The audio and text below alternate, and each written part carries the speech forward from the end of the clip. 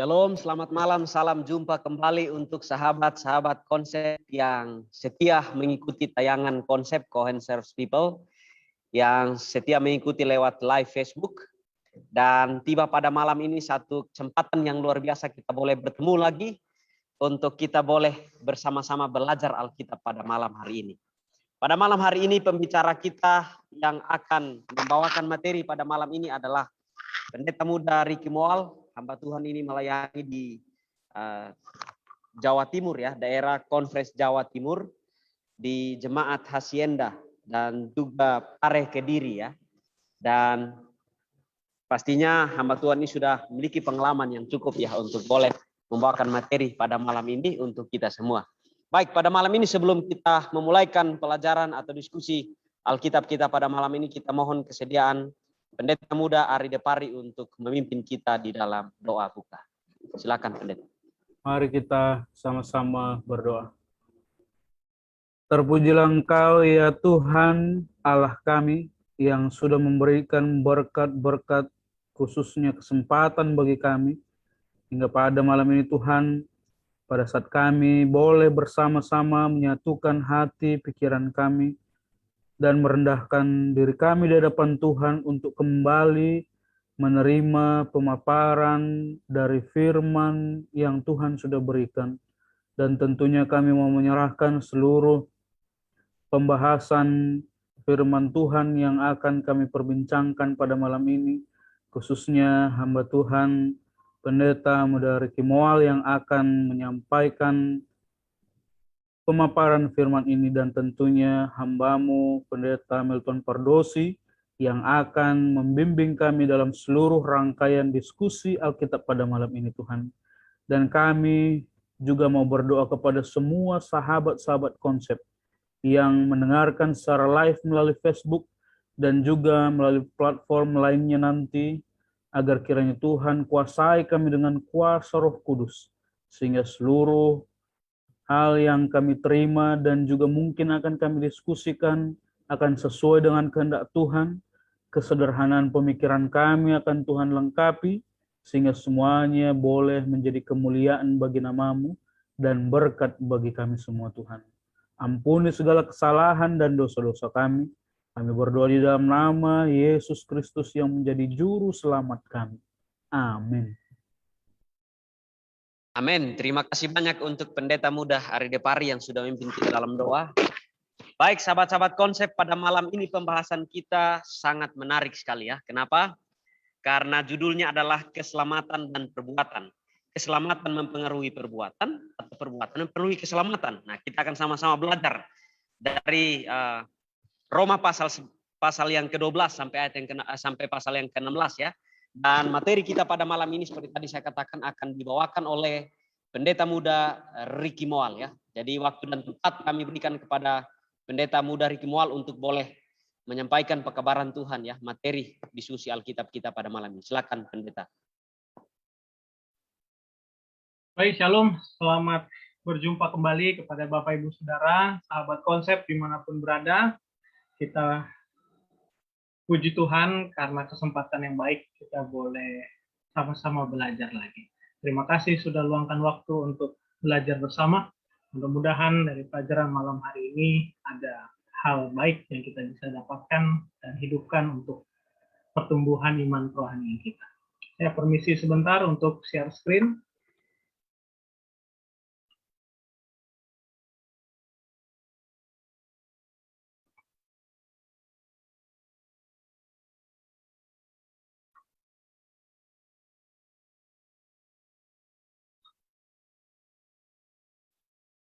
Inilah topik pelajaran kita malam hari ini, yaitu keselamatan dan perbuatan. Keselamatan mempengaruhi perbuatan atau perbuatan mempengaruhi keselamatan. Sebagaimana yang Bapak Ibu Saudara, sahabat konsep tahu, bila mana kita mengikuti sepanjang bulan ini kita belajar dari buku Roma. Dan saat ini di akhir bulan kita belajar juga di bagian terakhir dari kitab Roma, yaitu mulai Roma 12 sampai selesai ya, sampai yang ke-16. Saya ingin mengawali ini dengan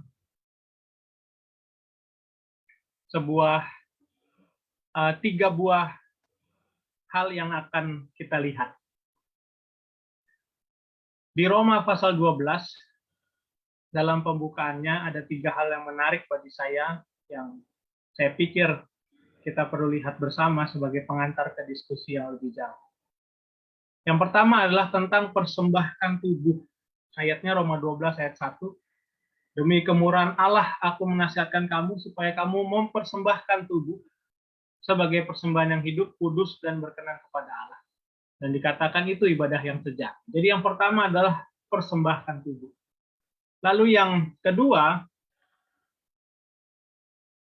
adalah pembaruan budi. Ayat yang kedua dalam Roma pasal 12. Jangan jadi serupa dengan dunia ini, tapi berubahlah oleh pembaruan budi. Tujuannya apa? Supaya dapat bedakan mana kehendak Allah, apa yang baik, apa yang berkenan. Dan yang ketiga adalah tentang penguasaan diri. Jadi kita akan lihat lebih dahulu tiga hal ini.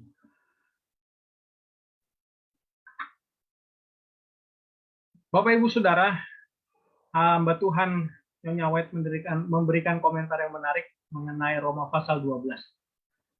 Dikatakan bahwa mempelajari pasal yang ke-12 dalam buku Roma ini akan sangat menguntungkan buat kita. Jadi Bapak Ibu Saudara, bila mana Bapak Ibu Saudara menyaksikan pelajaran malam hari ini, hamba Tuhan Nyonya White katakan bahwa ini keuntungan, ya, sebuah keuntungan. Jadi Bapak Ibu Saudara menyaksikan ini adalah sebuah keuntungan. Dan disampaikan di sana bahwa ini adalah khotbah dari Rasul Paulus yang dituliskan sebagai petunjuk bagi kita. Dan inilah yang dicakup dalam tiga hal tadi. Persembahkan tubuh, pembaruan budi, dan penguasaan diri. Kita mulai dengan yang pertama, tentang persembahkan tubuh. Ayat di Roma 12 pasal yang pertama tadi. Bila mana kita lihat ayat ini, saya teringat ayat lain yang dituliskan dalam 1 Tesalonika 5 ayat yang ke-23. Hamba Tuhan menuliskan, semoga Allah damai sejahtera menguduskan kamu seluruhnya, dan semoga roh, jiwa, dan tubuhmu terpelihara sempurna dengan cacat pada kedatangan Yesus Kristus Tuhan kita. Jadi pada waktu kedatangan Tuhan, tubuh kita diharapkan tidak bercacat. Inilah yang harus kita perjuangkan, kata kita semua mau untuk ambil bagian dalam kedatangan Yesus yang kedua, hidup kekal dalam kerajaan surga. Dan Kolose 3 ayat yang 9 sampai 10 menuliskan, kamu telah menanggalkan manusia lama serta kelakuannya dan mengenakan manusia baru yang terus-menerus diperbarui untuk memperoleh pengetahuan yang benar menurut gambar halim. Mengenai mempersembahkan tubuh ini, bila mana kita melihat dari perjanjian lama, bagaimana sistem upacara korban, yang dikorbankan adalah binatang. Tapi sebagai orang Kristen, kita tahu korban itu semua melambangkan pekerjaan Yesus, ya. Dan itu sudah digenapi hingga matinya Yesus di kayu salib. Nah, sekarang kita sebagai orang Kristen, yang kita korbankan bukan lagi binatang, tapi tubuh kita yang hidup ini. Itu sebabnya kita mempersembahkan tubuh kita yang hidup ini dengan segala kekuatan, energi yang kita dedikasikan untuk pelayanan kepada Tuhan. Bapak Ibu Saudara, bila mana kita lihat di perjanjian lama, korban yang dibawa itu adalah korban yang tidak bercela. Dan apabila ada cacatnya, timpang atau buta, bahkan cacat apapun yang buruk, jangan engkau menyembelihnya bagi Tuhan. Bapak Ibu, inilah yang harus dilakukan di perjanjian lama. Nggak boleh ada celah, nggak boleh ada cacat. Dan Maleakhi pasal 1 ayat ke-8 menuliskan, apabila kamu membawa seekor binatang buta untuk dipersembahkan, tidakkah itu jahat? Apabila kamu membawa binatang yang timpang dan sakit, tidakkah itu jahat? Bapak Ibu Saudara, kita manusia sudah tidak ada yang sempurna lagi sekarang. Kita Roma bagian yang sebelumnya sudah katakan, kita semua sudah jatuh dalam dosa. Tapi kalau kita biarkan kita terus menikmati hidup dalam dosa ini, kita katakan bahwa kita ini jahat. Karena kita biarkan tubuh kita ini cacat. kita persembahkan kepada Tuhan dengan dengan cacat, karena kita tidak mau usaha untuk hidup benar. Kata persembahkan tubuh ini dari bahasa Greka latreia, ini adalah kata yang berasal dari kata kerja latrueo, adalah artinya menyembah. Nah, kata ini menyiratkan bahwa tindakan pelayanan keagamaan itu berhubungan dengan bagaimana kita memberikan tubuh kita. Bukan maksudnya kita kasih tubuh kita untuk dipersembahkan. Bukan itu, tapi maksudnya bagaimana kita mempersiapkan tubuh kita ini yang terbaik. Itulah ibadah kita, penyembahan kita kepada Tuhan. Dan disampaikan di sana bahwa dedikasi orang Kristen atas dirinya sendiri untuk kehidupan yang murni dan suci, inilah penyembahan rohani. Bukan lagi mempersembahkan hewan korban, tapi bagaimana kita mempersembahkan diri kita dengan baik di hadapan Tuhan. Dan yang kedua adalah tentang pembaruan budi. Apa ini pembaruan budi? Kita harus mengerti dulu tujuan pembaruan budinya apa. Roma 12 ayat 2 menuliskan tujuan pembaruan budinya adalah sehingga kamu dapat membedakan manakah kehendak Allah, apa yang baik, apa yang berkenan, dan yang sempurna. Jadi kita butuh pembaruan budi ini supaya kita tahu mana ini kehendak Allah. Bapak Ibu Saudara, bagaimana kita bisa tahu kehendak Allah? Roma 12 ayat 2 sampaikan pembaruan budi. Apa itu pembaruan budi? Kita mungkin familiar dengan kata ini ya. Metamorfo, ya, kita sering dengar metamorfosis. Ada perubahan bentuk ya, yang lama itu dilepaskan, ditinggalkan, lalu jadi bentuk yang baru. Nah, 2 Korintus 3 ayat 18 menuliskan hal ini lebih baik supaya kita boleh mengerti. Kita diubah menjadi serupa dengan gambarnya. Inilah yang dilakukan. Dan ketika Alkitab bicara tentang perubahan, Bapak Ibu Saudara, ini tidak lepas dari cerita bagaimana lahir baru, bagaimana manusia lama mati lalu manusia baru dibangkitkan, dan bagaimana kita ini menjadi ciptaan yang baru. Ini cerita tentang baptisan ya. Lalu Galatia pasal 6 ayat 15 menuliskan sunat atau tidak bersunat tidak ada artinya. Bapak Ibu bayangkan, ini kalau kita dengar mungkin biasa saja karena kita sudah hidup di ruang lingkup Kristen. Tapi bagaimana ketika orang berlatar belakang Yahudi mendengar ini? Tapi menjadi ciptaan baru, itulah yang ada artinya. Jadi apa yang paling berarti bukan fisik, tapi ciptaan manusia yang baru. Perubahan budi kita. Nah, apa yang dirubah? Pikiran duniawi. Lalu berubah jadi apa? Jadi pikiran Kristus. Bagaimana ini bisa terjadi? Pembaruan ini dilakukan oleh Roh Kudus. Dan bagaimana ini dikerjakan? Dari sehari ke sehari. Kita mau nggak merelakan diri kita supaya Roh Kudus bekerja agar pembaruan budi terjadi? Dan untuk memperoleh pengetahuan yang benar menurut gambar hal itu, gambar pencipta Tuhan kita. Yang ketiga adalah tentang penguasaan diri. Roma sampaikan sehingga kamu menguasai diri. Menguasai diri.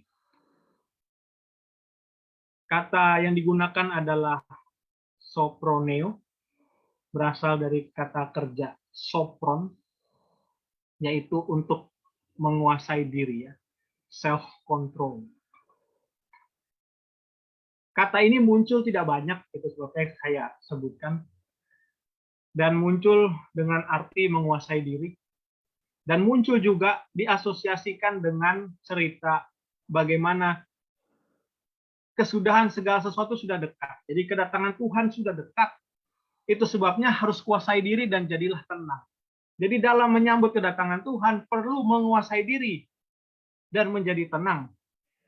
Dan yang menarik juga adalah bagaimana kata ini digunakan dalam cerita yang sama ditulis Markus dan Lukas. Ketika Yesus berinteraksi dengan orang yang kerasukan, ya. Mereka datang kepada Yesus dan melihat orang yang kerasukan itu duduk. Singkat cerita sudah sembuh lah orang ini, ya. sudah berpakaian, dan sudah waras. Bapak Ibu Saudara, kata waras yang digunakan ini berasal dari kata soproneo tadi. Jadi apa itu menguasai diri? Bapak Ibu, orang yang tidak waras, dia tidak bisa kuasai dirinya. Jadi kalau kita tidak bisa kuasai diri kita, Alkitab katakan dalam cerita Markus dan Lukas tentang orang yang kerasukan ini, berarti kita nggak waras. Jangan-jangan kita nggak bisa kuasai diri ini, dan jangan-jangan kita tidak waras ya. Oke, itu sebagai pengantar sebelum kita pergi ke daftar perbuatan ya, sebagai bukti menerima keselamatan. Kepada jemaat, saya bagi jadi 3, kepada luar jemaat dan kepada pemerintah. Jadi apa? Bagaimana keselamatan itu mempengaruhi perbuatan orang-orang di sana? Mungkin saya sedikit ke belakang sedikit. Kenapa masalah ini, kondisi ini bisa terjadi? Karena orang-orang di Roma adalah orang-orang yang berlatar belakang non-Yahudi. Namun ada juga orang yang berlatar belakang Yahudi. Tapi bila mana kita lihat kisah pasal 20, ada Priscilla dan Aquila di sana.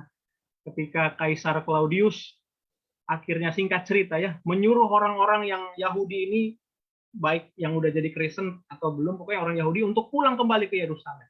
Akhirnya jemaat di sana diisi dengan orang-orang Kristen yang non-Yahudi.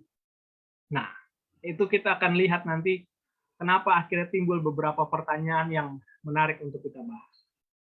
Tapi sebelum ke sana, saya ingin menekankan bahwa bagian ini adalah bagian terakhir dari buku Roma. Jadi bila mana Bapak Ibu lihat mulai dari Roma pasal 12, itu kalimat pembukanya adalah karena itu, saudara-saudara, demi kemurahan Allah aku menasihatkan kamu.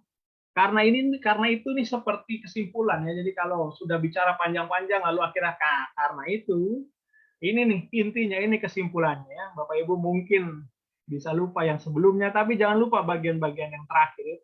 Biasanya kita ingat-ingat bagian yang terakhir. Dan inilah bagian-bagian khotbah praktis ya yang hamba Tuhan Nyonya White katakan tadi. Kepada jemaat, Bapak Ibu boleh lihat di sini. Kurang lebih yang saya tuliskan ada 13. Apa sih yang harus dilakukan kepada mereka yang sudah, apa sih yang harus diperbuat oleh mereka yang sudah menerima keselamatan ini? Persembahkan tubuh, jangan jadi serupa dengan dunia, menguasai diri, lalu bernubuat, ada yang melayani, ada yang mengajar, ada yang menasihati, ada yang bagikan sesuatu, ada yang bisa memberikan tuntunan, pimpinan, ada yang menunjukkan kemurahan, dan jangan kendor kerajinan, dan bersukacita dalam pengharapan, dan bertekun doa, dan bantu kecurangan orang-orang kudus jemaat yang lain. Lalu bagaimana hubungannya dengan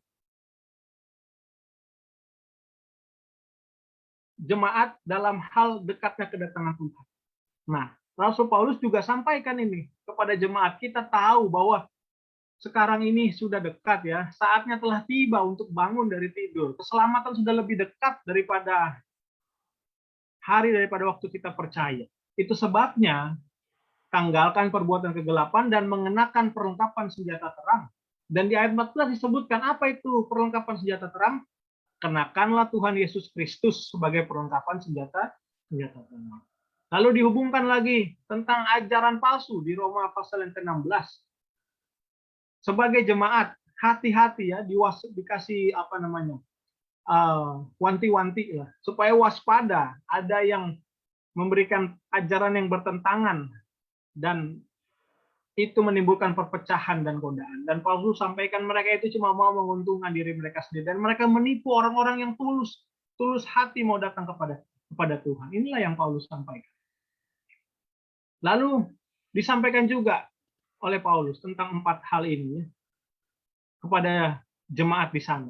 Seperti yang saya sampaikan tadi, akhirnya ada 2 kelompok ya, yang jemaat latar belakang Yahudi yang Kristen dan yang sudah Kristen tapi juga non-Yahudi. Singkat cerita, yang Yahudi itu untuk berapa waktu Kaisar Claudius suruh pulang ke Yerusalem, dan ketika mereka kembali, timbullah beberapa isu ini ya. Yang pertama ya, Roma 14 ayat yang pertama. Apakah lemah iman hanya makan sayur-sayuran? Karena disebutkan ya lemah iman hanya makan sayur-sayuran. Berarti kalau saya makan daging saya kuat iman. Itu kan mungkin pikiran sederhana kita. Ya. Lalu di situ dibilang tentang anggapan satu hari lebih penting dari yang lain dan akhirnya semua hari sama. Wah, berarti hari Sabat udah nggak ngaruh lagi nih. Karena Paulus bilang begini. Lalu yang ketiga, kerajaan sorga bukan soal makan dan minuman. Nah, kalau gini nggak ada masalah kita mau makan apa aja.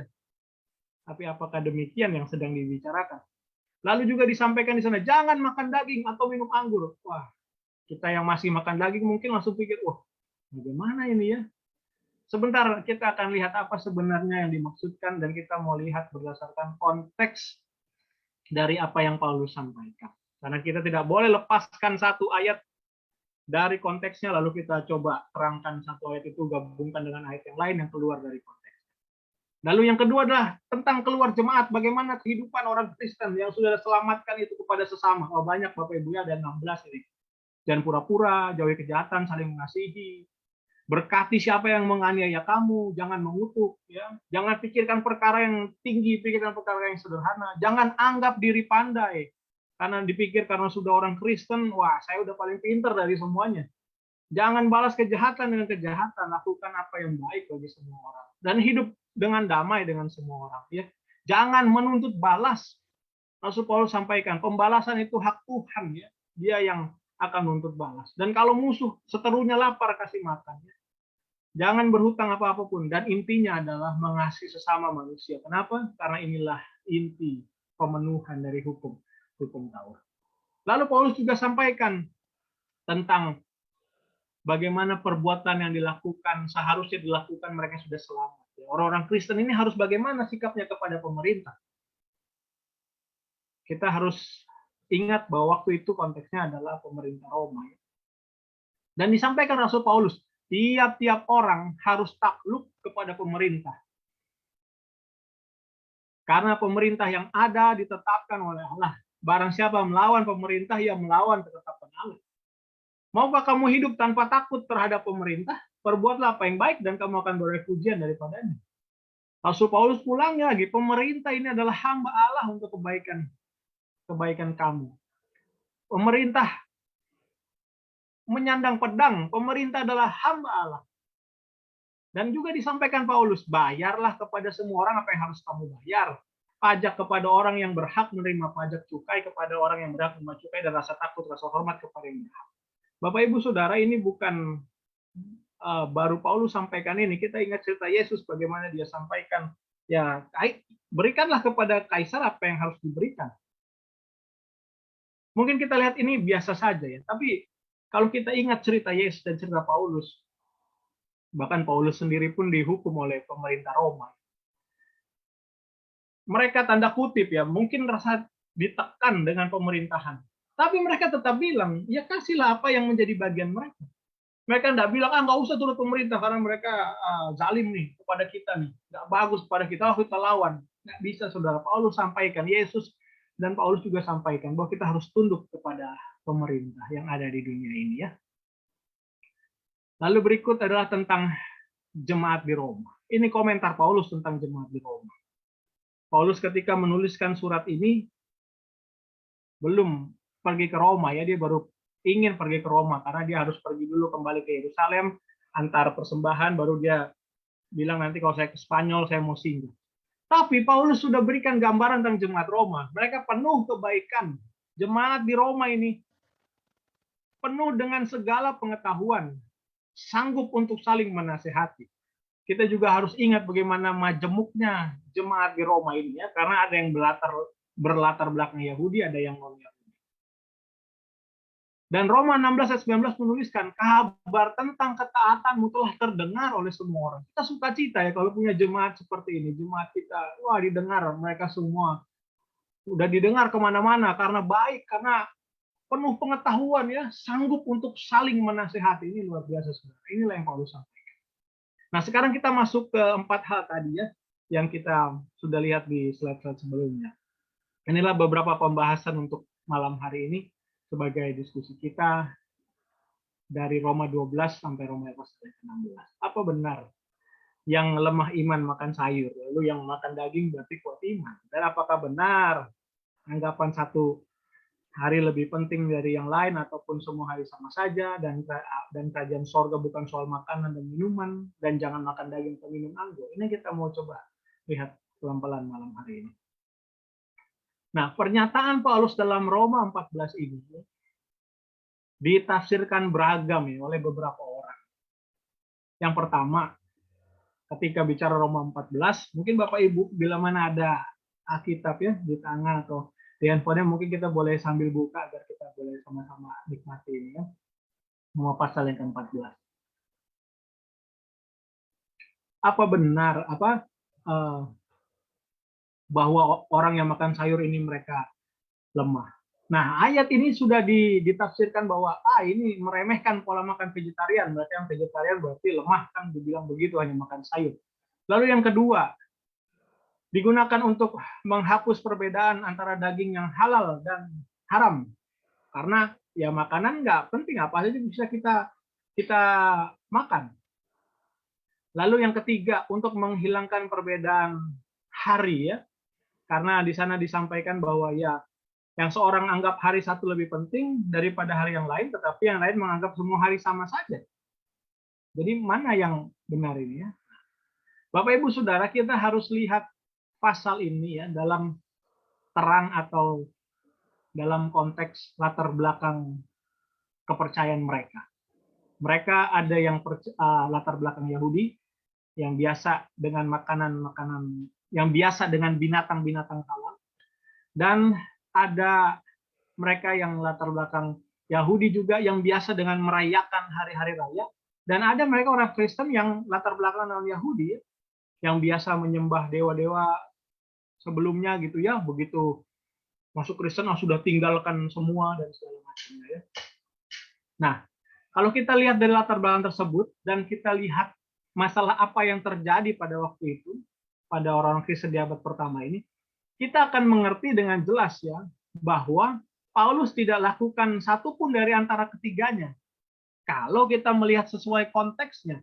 Tapi kalau kita ambil ayat ini tanpa memperhatikan apa cerita di pasal itu dan cerita latar belakang mereka, mungkin kita lakukan beberapa hal yang di atas tadi. Tapi jelas Paulus tidak lakukan satupun dari antara tafsiran yang kita bahas di atas tadi. Nah, kita mau lihat yang pertama dulu tentang lemah iman ya, hanya makan sayur-sayuran saja. Apa yang dimaksud dengan mereka yang lemah iman? Mereka yang lemah iman ini adalah mereka yang hanya memiliki sampai saat itu ya, hanya memiliki pemahaman terbatas tentang prinsip-prinsip kebenaran. Dia ingin diselamatkan dan bersedia lakukan apapun yang diyakini dituntut darinya. Tapi dalam ketidakdewasaan pengalaman Kristennya, karena mungkin berdasarkan latar belakangnya. Nah, baginya aturan-aturan ini sangat penting. Bapak Ibu Saudara, Rasul Paulus juga pernah sampaikan di Ibrani pasal yang ke-5, bagaimana iman ini bertumbuh ya.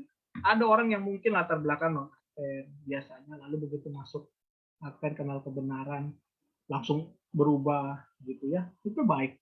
Tapi kita juga harus lihat ada orang yang kalau bahasa di Ibrani adalah masih susu ya, masih makan minum, memerlukan susu, belum bisa makanan keras. Barang siapa masih memerlukan susu, ia tidak memahami ajaran kebenaran dan sebab dia masih anak kecil ya. Nah, dan dia menganggap ya orang yang memiliki pemahaman terbatas ini, orang yang disebut lemah iman ini, bahwa aturan-aturan tersebut benar-benar mengikat dia untuk keselamatan. Dan dia tertekan ya, dan bingung kalau lihat orang lain yang mungkin beda dari dia. Loh, kenapa dia nggak lakukan ini ya? Padahal harusnya kan begini. Terutama mereka yang tampaknya lebih berpengalaman, yang tidak keberatan dengan hal itu.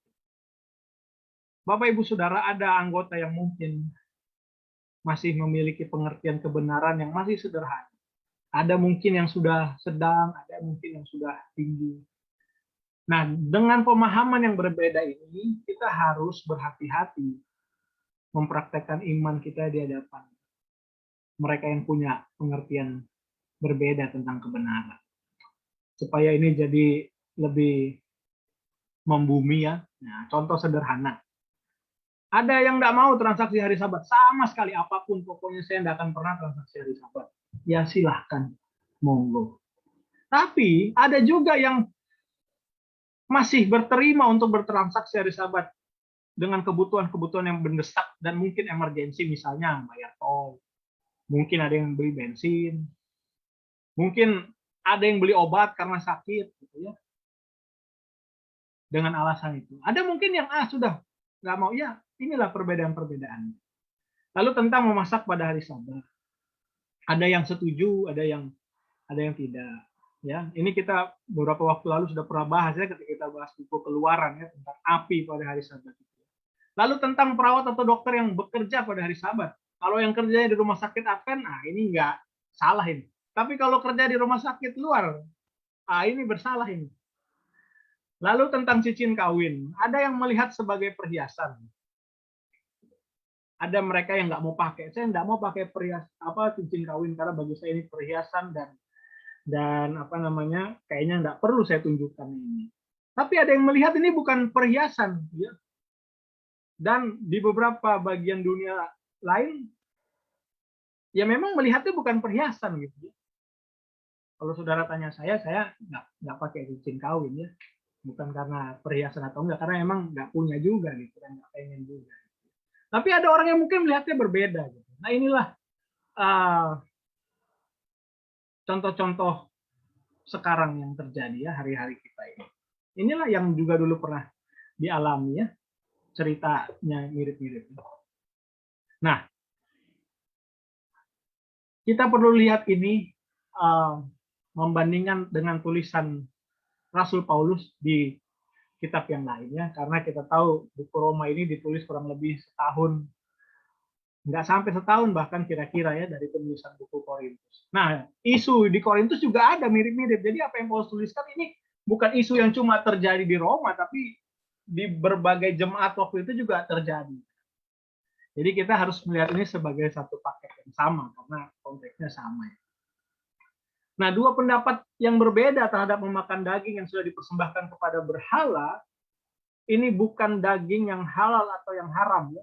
Jadi ini sedang bicara tentang daging-daging yang halal ya. Jadi mulai dari saat ini ke depan kita akan bicarakan tentang daging yang halal.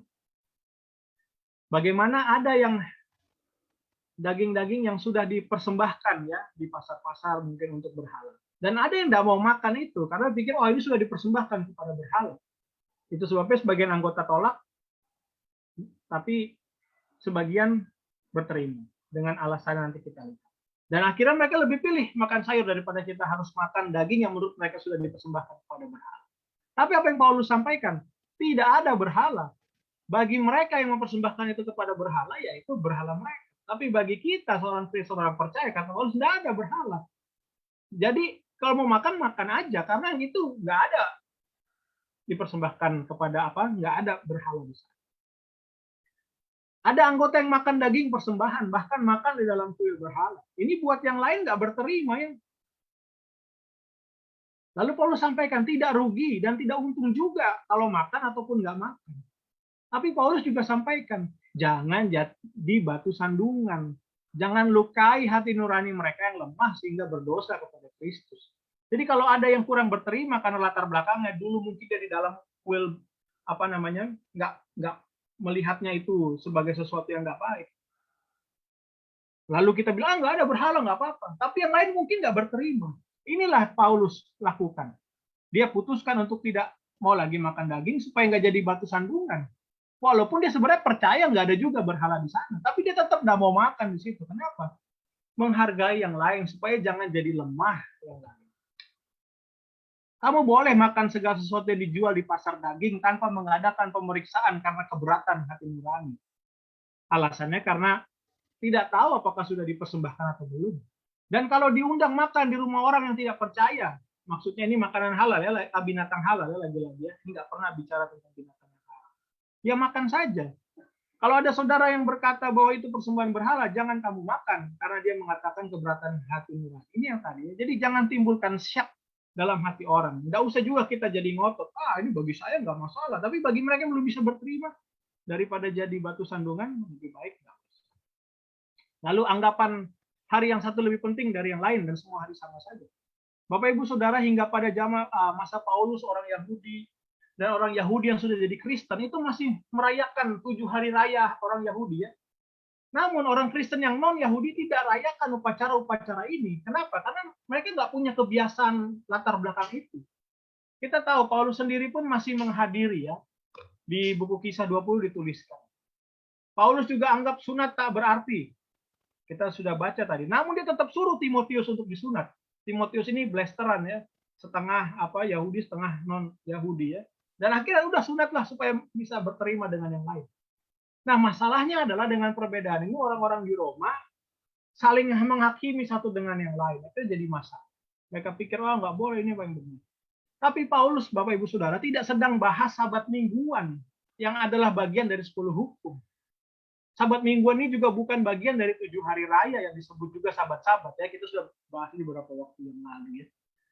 Jadi inilah yang sedang dibicarakan. Tidak sedang singgung soal sabat mingguan, itu nggak pernah ada masalah karena mereka sudah sepakat dengan hal itu. Tapi ini adalah sabat yang juga disebut sabat ya, hari-hari raya itu. Dan kita tahu bahwa Paulus jelas meninggikan hari Sabat, hari ke-7, Sabat mingguan ini sebagai hari yang kudus. Dan dia lakukan itu di sepanjang pelayanannya. Dan juga rasul-rasul yang lain. Jadi ini isu yang sangat jelas sekali ya. Bukan tentang Sabat hari ke-7. Lalu kerajaan sorga bukan makanan dan minuman. Melihat kerajaan sorga bisa dua sisi ya. Pertama melihat kerajaan sorga nanti di depan. Dan juga kerajaan kasih karunia ini yang Yesus sampaikan di buku Matius ya. Nah, tapi esensinya adalah kerajaan sorga ini tidak terletak pada hal-hal eksternal, bukan tentang makan minumnya, tapi pada batin dari kehidupan spiritual. Daging dan minuman atau makan dan minum, hal-hal ini sepele dan nggak penting kalau dibandingkan dengan hal-hal yang sebenarnya dari kerajaan Allah. Karena isunya jauh lebih besar dari sekedar makan dan makan. Bukan berarti ayat ini bilang boleh makan apa saja. Seperti saya sudah bilang di awal tadi, ini sudah jelas clear bagi mereka yang halal mana, yang haram mana itu sudah jelas buat mereka. Dan itu nggak pernah jadi isu-isunya adalah makan yang dipersembahkan kepada berhala ya. Lalu jangan makan daging dan minum anggur ya. Soal daging kita sudah bahas tadi. Sekarang saya mau bahas sedikit tentang minum anggur. Baiklah, engkau jangan makan daging atau minum anggur atau sesuatu yang menjadi batu sandungan untuk saudaramu. Bapak Ibu, lagi-lagi ini konteksnya yang sudah dipersembahkan kepada berhala. Anggur di sini, bila mana kita lihat dalam bahasa Greka adalah oinos, dalam bahasa Ibrani adalah yayin. Ini yang dalam bahasa Inggris wine, itu bisa punya dua arti.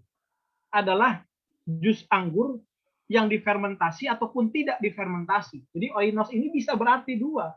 Yang difermentasi ya disebut oinos juga, yang tidak difermentasi, yang bisa diminum kita orang Kristen, ya oinos juga disebut.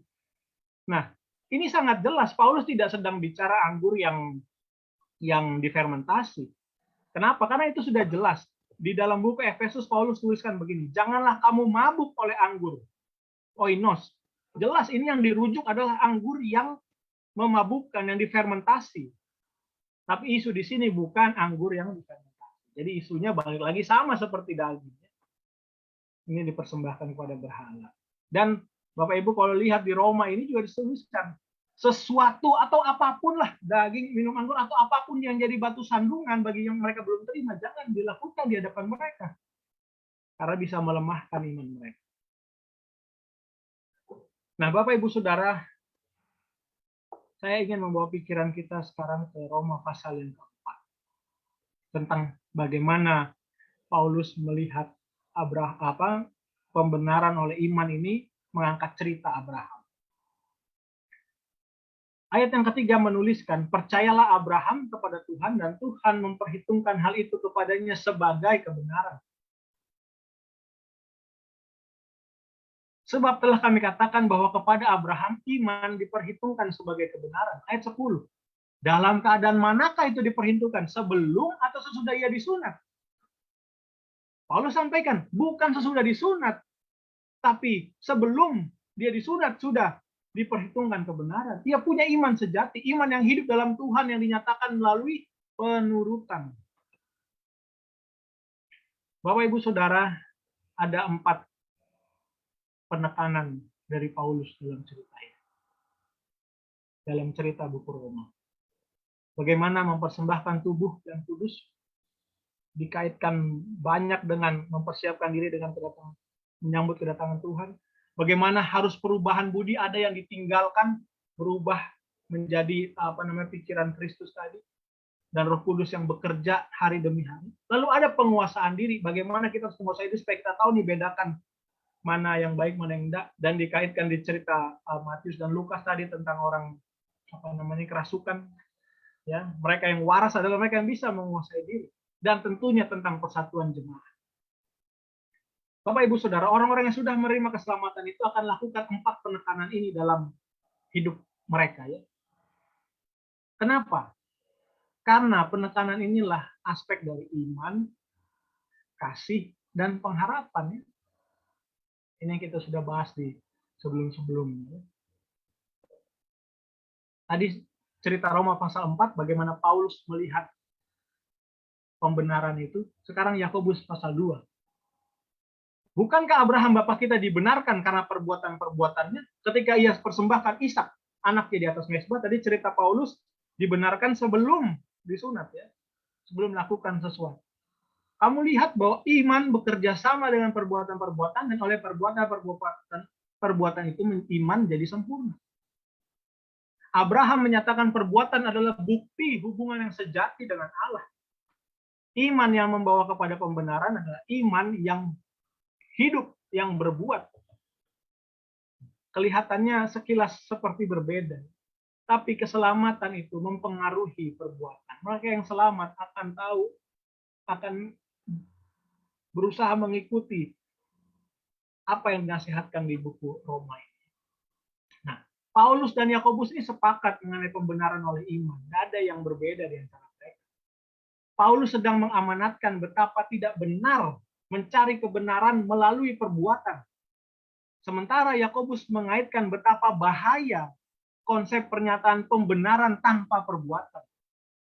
Jadi keselamatan itu tentunya mempengaruhi perbuatan dalam cerita yang kita bahas ini.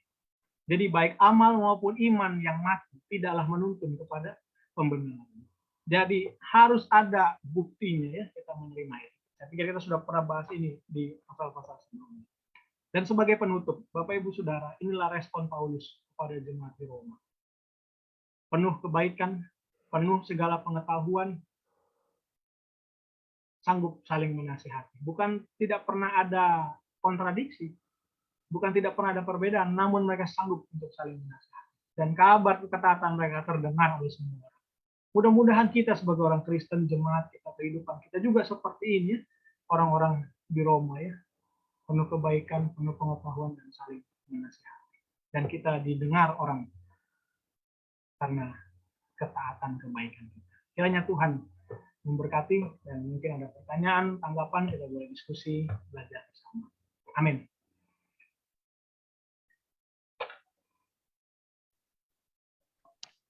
Baik, terima kasih banyak kepada Pendeta Muda Ricky Moal, ya, luar biasa, ya, pembahasan kita malam ini. Jadi kita sudah ketahui bahwa keselamatan itu tentunya mempengaruhi perbuatan, ya. Jadi orang yang sudah selamat, ya, harus menunjukkan sebuah perbuatan kehidupan yang sesuai dengan pertobatan. Baik, pada malam ini kita ada pertanyaan yang masuk, ya. Ada sekitar berapa pertanyaan ini? Baru masuk 2, ya. Saya bacakan. Pertanyaan yang pertama adalah, apakah pemerintah yang jahat dan korup pun ditetapkan oleh Tuhan sesuai dengan Roma pasal 13 ayat yang pertama? Nah, ini pertanyaan yang pertama, ya. Apakah pemerintah yang jahat dan korup pun ditetapkan oleh Tuhan sesuai dengan Roma 13 ayat yang pertama? Ya, tadi kita dapat di pembahasan bahwa pemerintah itu juga adalah wakil Tuhan, ya, di atas dunia. Baik, mungkin pertama-tama saya akan berikan kesempatan kepada Pendeta Muda Ricky Moal sebagai pemateri untuk menanggapi pertanyaan yang terlebih dahulu. Dan mungkin akan nanti ada pendeta-pendeta muda yang ada di Zoom ini boleh menanggapi juga. Silakan, Pendeta. Baik, terima kasih pertanyaannya. Ya, saya mau jawab ini dengan kita mengingat cerita Lucifer saja. Bagaimana kejatuhan di sorga, ya. Apakah Tuhan menciptakan kejahatan? Kan enggak, konsekuensi dari pilihan. Sama juga Tuhan mau kita yang baik. rencana kita rencana damai sejahtera, Tuhan mau kita menurut. Tapi kalau pada akhirnya kita korup juga, kita tidak menurut, kita salah juga, ya itu karena pilihan kita ya. Jangan karena ada yang salah kita bilang, Tuhan sih ini saya salah. Nah ini cara yang sama juga bagi saya memandang pertanyaan itu gitu ya. Tentunya Tuhan tidak pernah mau ciptakan mereka yang korup, mereka yang jahat. Gitu. Tapi itu bagian dari pilihan, itu konsekuensi ya kita hidup di dunia ini. Kadang kita pikir semua yang Tuhan tentukan itu harus berjalan baik ya. Ya memang harusnya begitu, gitu. Tapi kita hidup di dunia yang berdosa gitu ya. Ada yang jahat dan korup. Jadi apa yang mau saya sampaikan bahwa Tuhan nggak menciptakan juga pemerintah yang jahat dan korup. Nah, itu saja dulu untuk. Baik, terima kasih kepada pendeta muda Ricky Moal ya. Jadi itu kembali kepada pribadi ya, seperti Lucifer ya. Tuhan berikan kebebasan, tapi Lucifer memilih untuk tidak menurut kepada Allah ya. Oke, kita langsung mau dengar dulu pendapat dari pendeta muda Abigail ya, untuk pertanyaan yang sama. Nah, tadi Roma 13 ayat 1 itu pemerintah adalah wakil Allah. Bagaimana dengan pemerintah yang korup dibilang sebagai wakil Allah? Apakah apa yang terjadi dengan hal itu? Kira-kira mungkin ada tanggapan dari pendeta muda Abigail. Iya. Terima kasih, Pendeta Matias. Jadi saudara-saudara yang menyaksikan di Facebook, sahabat-sahabat konsep, dan kita semua pendeta-pendeta muda, terima kasih kesempatannya. Jadi terkait dengan pemerintah yang korup ya. Jadi kalau saya lihat konteks dari atau pembahasan dari pendeta muda Ricky ya, terkait juga dalam Roma pasal 13 ayat 1 ini, bagaimana pemerintah yang dimaksud itu kan ya pemerintah secara umum. Tapi kalau saya melihat pelajaran sekolah sahabat kita yang pernah kita bahas mungkin 10 bulan yang lalu, atau kita lihatlah secara keseluruhan dalam Alkitab, bahwa ada juga raja-raja yang dipilih atau diurapi oleh Tuhan. Ya. Ini raja-raja untuk bangsa Israel, untuk umat-umat Tuhan. Mereka pun memiliki kesalahan bahkan yang bisa saya katakan sangat fatal ya. Kemarin-kemarin kita baru bahas soal Daud. Daud ini orang yang yang luar biasa ya. Tetapi dia memiliki kesalahan fatal ketika dia mengambil istri orang dan membunuh suaminya gitu. Nah, pertanyaannya apakah Tuhan salah pilih orang? Kan gitu ya. Ini apakah ini pilihan Tuhan sehingga Tuhan jadi salah ketika orang yang dipilih Tuhan melakukan sesuatu yang keji gitu ya. Saul juga diurapi oleh Tuhan, tapi kita tahu track recordnya seperti apa. Jadi memang yang saya dapat dari pembahasan ini ketika ketika dibahas dikatakan dalam Roma 13 ayat 1 kita harus menurut kepada pemerintah adalah kita melihat bahwa sebagai umat-umat Tuhan kita tetap ada di dunia di mana ada pemimpin dan ada yang dipimpin. Kita tinggal di kehidupan sosial. Itulah konteks sebenarnya pembahasan bahwa saya ini jangan menjadi menjadi umat-umat Tuhan yang saya penting menyembah Tuhan, nggak peduli sama orang lain. Nah, itu yang sebenarnya yang ingin disampaikan salah satunya ya. Bahwa kita juga sebagai umat-umat Tuhan yang harus turut pemerintah gitu. Selagi pemerintah itu tidak menyuruh kita untuk melakukan sesuatu yang melanggar firman Tuhan. Sebenarnya itu pesan yang mau disampaikan. Ketika dikatakan apakah itu yang korup adalah pilihan Tuhan, Tuhan tidak menetapkan sesuatu yang jahat, tetapi ketika orang itu ada di situ, itu adalah pilihan dia kembali untuk melakukan pelanggaran atau mau melaksanakan tugasnya dengan baik atau tidak. Ya, mungkin itu tanggapan saya. Terima kasih. Baik, terima kasih banyak pendeta muda Abigail Sihombingnya. Jadi sekali lagi penekanannya adalah kembali kepada pilihan ya. Baik, kita mau dengar dulu dari Pastor Jeremy dulu ya. Pertanyaan yang sama, kira-kira bagaimana pendeta? Roma 13 ayat 1, pemerintah adalah wakil Allah, tapi kita lihat sekarang banyak pemerintah yang menjalankan perbuatan yang tidak sesuai dengan yang kita pelajari malam ini ya, sebagai wakil Allah. Kira-kira bagaimana? Pendeta muda Jeremy Huta Julu boleh menanggapi. Baik, terima kasih Pendeta. Jadi dari tadi juga sudah disampaikan ya oleh para pendeta yang lain. Mungkin kalau dari cara pandang saya, ketika itu terjadi ya tentunya Tuhan juga punya rencana ya, khususnya terlebih untuk sang pemimpin itu sendiri dan juga bagi rakyatnya. Karena khususnya ketika kalau kita posisikan diri kita jadi pemimpinnya ya sebenarnya keinginan siapa yang pada saat itu kita ingin lakukan pada saat masa kepemimpinan kita itu. Apakah dengan cara yang seperti itu yang semua orang sudah tahu bahwa itu salah, itulah cara yang diinginkan Tuhan atau tidak? Tentunya bukan. Dan kita boleh hanya sebetulnya kita hanya perlu merenung ataupun bertanya kepada orang-orang sekitar ya. Terkadang kan kita enggak tahu juga ya, yang saya buat ini sudah pas enggak ya? Seringkali kita perlu merendahkan hati untuk bertanya kepada orang-orang di sekitar dan juga untuk para masyarakat kita yang dipimpin boleh merespon dengan baik, tentunya mengingat juga di pelajaran sekolah sahabat di pekan lalu di tayangan di Hope Channel ada juga pertanyaan seperti ini ditanyakan bahwa kita juga perlu merespon dengan etika yang baik, dengan hormat, dengan cara yang pas seperti yang Yesus sampaikan. Demikian mungkin Pendeta Matias. Baik, terima kasih banyak Pendeta Muda Jeremy Huta-Julu yang sudah menanggapi ya pertanyaan ini. Baik, saya mau sapa dulu sahabat-sahabat konsep yang setia ya mengikuti lewat FB ya. Bapak Lambertus Mbaku, lalu Pendeta AZ Brunesi ya yang mengikuti tayangan ini, Saudari Citra Vercitra Alfian, lalu Pendeta Yusuf Tana ya. Terima kasih ya sudah setia mengikuti tayangan ini. Dan pada kesempatan ini saya melihat ada yang resen ya. Pendeta Muda Dwi Cahyono mungkin ada yang perlu disampaikan. Silakan Pendeta. Ya, ini pertanyaan menarik sebenarnya dan ini menjadi etika Kristen kita terhadap pemerintah. Dan kebetulan kita hidup di negara demokrasi pada saat ini. Nah, tapi pada saat kita membaca ayat ini, pada saat ayat ini disampaikan, otomatis untuk orang-orang pada zaman itu, di mana mereka itu, untuk kalau orang-orang Israel itu, dia dijajah oleh Roma, kayak gitu, oleh Kaisar Roma. Nah, jadi kalau kita tanya begini pada sampaikan, pertanyaannya apakah raja daripada Kaisar Roma pada zaman itu dia adalah orang yang baik, gitu ya?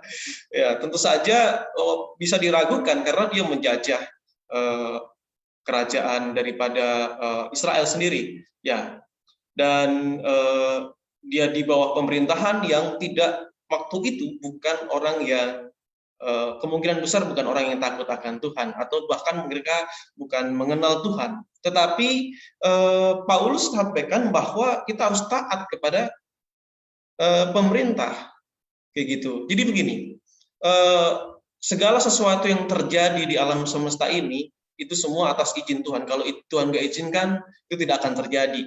Bahkan misalnya dalam pemilu, ya ini ada orang jahat misalnya dia bisa menang pemilu itu. Kalau Tuhan nggak izinkan itu tidak akan terjadi.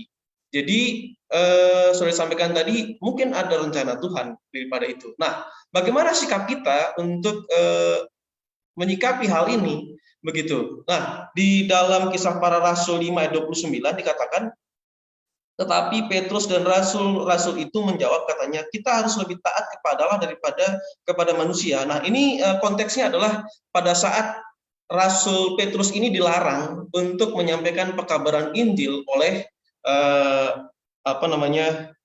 ahli-ahli Taurat pada saat itu, kayak gitu. Dan Petrus menjawab bahwa kita harus lebih taat kepada Allah daripada kepada manusia. Nah, ketika sebuah pemerintahan melarang kita ya, untuk menyampaikan pekabaran Injil, melarang kita untuk beribadah, ya kita tidak boleh turuti bahwa kita tidak beribadah dan hanya sebatas itu. Yang penting kita tidak memberontak.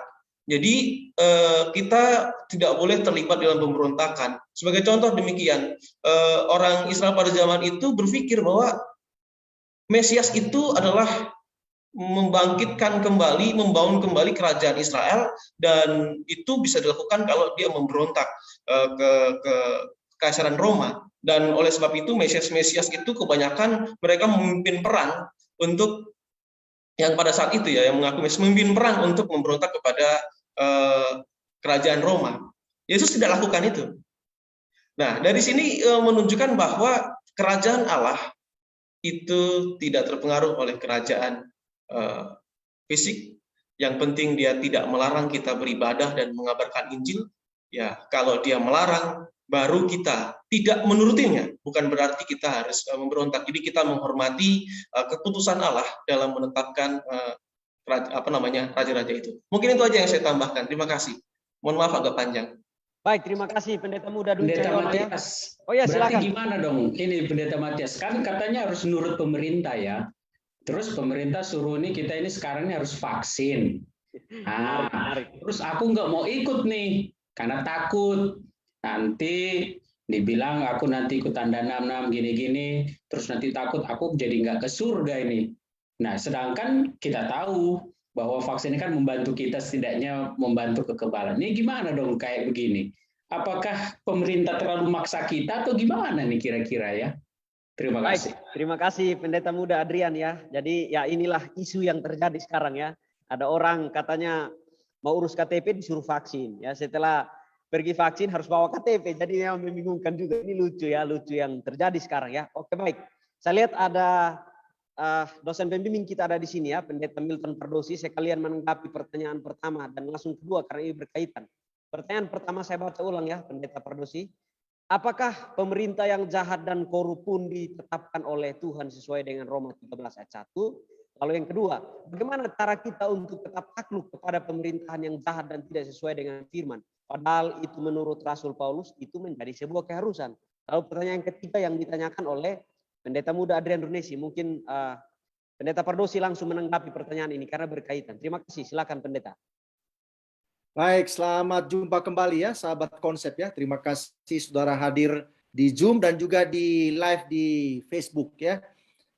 Senang menyapa saudara-saudara ya. Jadi begini saudara ya, ini pertanyaan 3 ya. Jadi pusing juga menjawab ini langsung 3 ya. Satu-satu pun sudah bingung kita. Jadi begini saudara-saudara.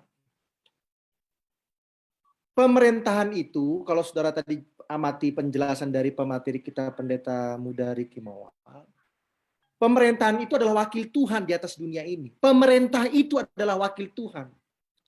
Oknumnya belum tentu wakil Tuhan. Mudah-mudahan ini dipahami ini ya. Loh, kenapa belum tentu wakil Tuhan? Ya kalau dia melakukan hal-hal yang bertentangan dengan kehendak Tuhan, ya berarti dia tidak dipakai oleh Tuhan. Pemerintahan itu sendiri adalah wakil Tuhan. Jadi ketika kita berada dalam satu negara di mana pemerintahan itu melakukan hal-hal yang benar seperti yang dikehendaki Tuhan, kita harus tunduk kepada pemerintah. Tetapi ketika pemerintah itu melakukan hal-hal yang tidak berkenan di hati Tuhan, yang tidak berkenan kepada firman Tuhan yang kita imani, ya kita menurut apa yang benar saja, yang tidak benar kita tidak boleh turut. Ini prinsipnya di dalam menjadi warga negara yang baik. Sebagai warga negara yang baik, Yesus katakan apa? Apa yang menjadi kaisar, kembalikan kepada kaisar. Apa yang menjadi milik Tuhan, kembalikan kepada Tuhan. Kan itu standarnya. Ya. Tetapi kalau pemerintah meminta apa yang menjadi milik Tuhan, menjadi milik pemerintah, jangan dikasih, nggak boleh itu. Karena pemerintah sudah ada bagiannya yang Tuhan sudah tetapkan. Apa yang menjadi milik pemerintah, milik kaisar, berikan kepada kaisar. Kesetiaan kita kepada Tuhan harus lebih tinggi daripada kesetiaan kita kepada pemerintah. Ya.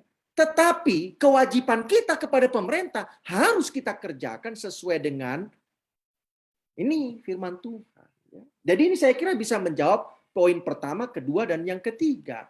Masalah urusan vaksin dan lain sebagainya. Ya. Vaksin itu adalah program untuk mengurangi dampak daripada sebuah penyakit. Saya tidak mau hanya singgung masalah COVID. Ya, vaksin ini kan banyak, saudara-saudaraku, ratusan. Ya, kenapa kita hanya pusing urusan vaksin COVID? Ya. Waktu saudara divaksin cacar, kenapa nggak ribut?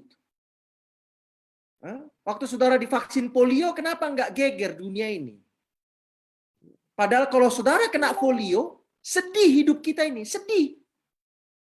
Nggak bisa jalan, nggak bisa ngapa-ngapain, jadi beban yang panjang bagi keluarga, dan lain sebagainya.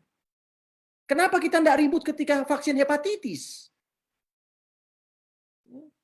Kalau saudara nggak divaksin hepatitis, bisa kena hepatitis. Dan itu bisa bertahun-tahun sakit penyakit hepatitis itu diderita orang. Ya. Nah, tapi kan ini dipaksakan Pak Pendeta. Ya kalau nggak dipaksakan mau tambah berapa lagi yang mati? Dan jangan-jangan daftar kematian itu tiba nama saudara.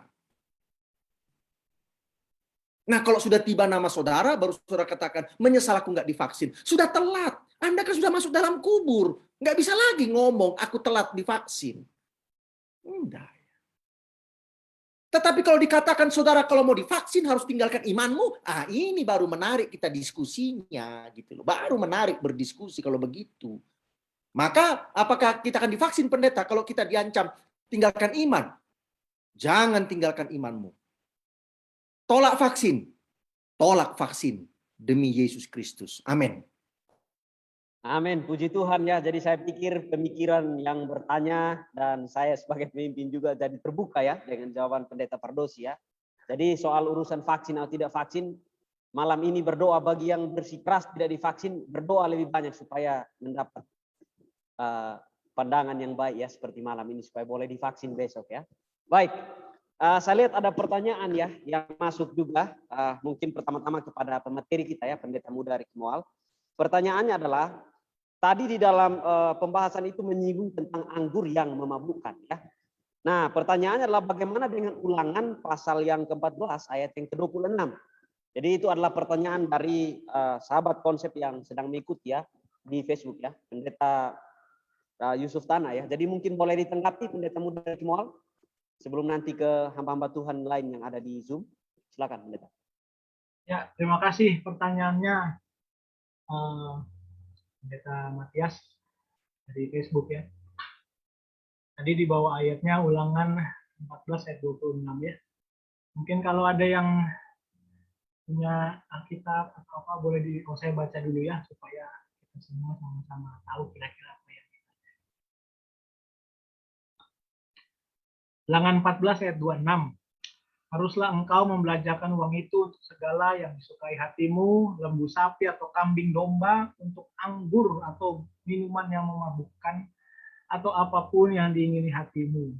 Dan haruslah engkau makan di sana di hadapan Tuhan Allahmu dan bersukaria engkau dan seterusnya. Jadi tadi sebenarnya saya sudah singgung sedikit ya, walaupun nggak banyak karena memang intinya bukan itu.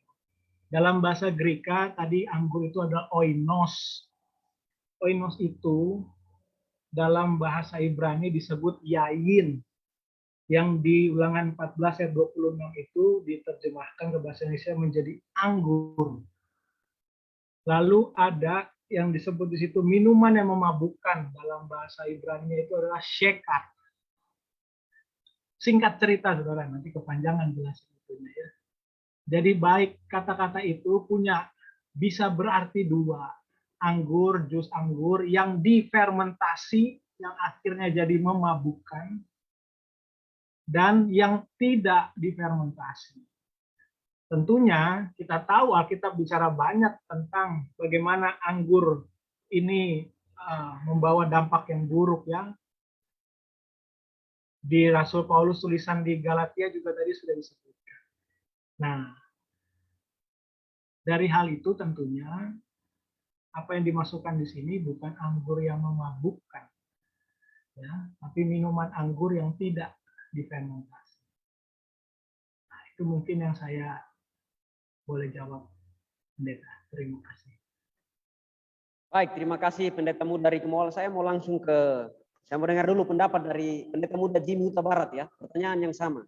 Nah, kira-kira apa yang dimaksud dengan hal yang dicatatkan dalam kitab Ulangan pasal 14 ayat yang ke-26, sementara pemateri tadi kita mengatakan bahwa sempat menyinggung tentang anggur yang memabukkan. Baik, silakan, Pendeta. Ya, Terima kasih ya. Jadi ini masalah terjemahan ya. Tentu secara logika kita bisa berpikir bahwa tidak mungkin bangsa Israel itu kerjanya mabuk-mabukan. Lalu kemudian dia mau, ini kan konteksnya mau bayar persepuluhan dengan cara mentraktir atau membagikan kepada orang Lewi. Masa juga orang Lewi sebagai orang-orang pilihan Tuhan atau para imam juga diajak untuk mabuk-mabukan, ini kan nggak benar lagi ya. Jadi tentu itu bukanlah menjadi satu terjemahan yang patut untuk kita pertahankan sebagai langsung letter-letnya ya. Tetapi kita harus kaji kembali, ya, lihat konteksnya, sehingga kita tidak bingung akan satu terjemahan yang ada di dalam Alkitab itu. Tetapi di situ adalah minuman yang enak ya, minuman yang manis, yang bisa diminum bersama-sama dengan para orang-orang Lewi. Terima kasih. Baik, terima kasih Pendeta Muda Jimmy ya. Jadi ya masuk logika juga ya, nggak mungkin imam mabuk-mabukan ya. Bisa kacau nanti kerjaannya di Becuci itu karena mabuk. Baik, karena saya lihat diskusi ini kita menarik ya, banyak yang bertanya, jadi saya langsung saja kepada Pendeta Pardosi ya untuk pertanyaan ini ya. Ulangan 14 ayat yang ke-26. Silakan Pendeta. Baiklah, ya. Jadi memang pertanyaan tentang anggur dan minuman memabukkan ini diusahakan cari jawabannya supaya boleh gitu ya. Ya. Dan setelah itu marilah kita berpesta untuk minum mabuk-mabukan. Dalam bahasa Indonesia itu kan anggur atau minuman yang memabukkan.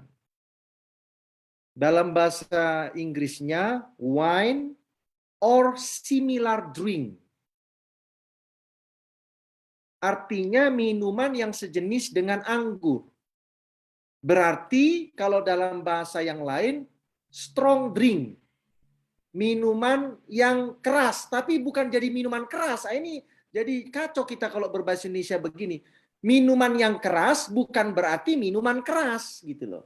Minuman yang keras itu dalam apanya? Dalam aromanya, dalam taste-nya. Seperti anggur itu kan bukan air putih. Ada rasa di situ. Makanya dikatakan similar drink.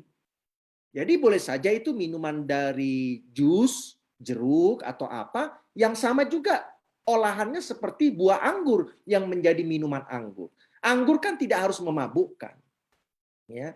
Tetapi karena bahasa strong drink itu, strong kan keras Pak Pendeta. Drink kan minuman, diterjemahkan harafiahnya apa? Minuman keras. Ya memang betul kalau saudara mau menerjemahkan harafiah begitu. Tetapi itu bukan bicara tentang minuman keras. Tadi katakan oleh Pendeta Jimmy Huta Barat. Bayangkan kalau 100 orang mentraktir seorang imam minum minuman anggur. Masuk Ka'bah begini-begini, saudara, dia bingung dia. Ya. Loh kenapa Pak Imam kok kepalanya geleng-geleng? Bagaimana lah ini 100 orang traktir saya minuman anggur, minuman keras. Mabuklah saya ini sekarang. Ya berarti sudah berdosalah kita ini semua Pak. Satu umat Israel kan gitu, saudara. Ya. Baik. Jadi, Paulus membawa isu ini kepada bangsa umat-umat Tuhan, orang Kristen di Roma. Yang sudah pada tentu latar belakangnya kan bermacam-macam. Sehingga dalam Roma pasal berapa itu? Roma pasal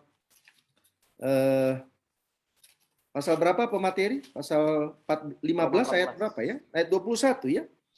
Ya. Baiklah, engkau jangan makan daging atau minum anggur atau sesuatu yang menjadi batu sandungan untuk saudaramu. Ya. Ya. Kenapa daging jadi batu sandungan? Bukan masalah halal dan haram, saudara, bukan.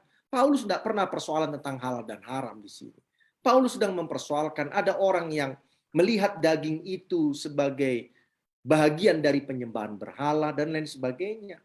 Paulus katakan tidak ada berhala. Hanya ada satu Allah yang hidup. Yang lain itu semua tanda kutip Allah-Allah mati itu semua.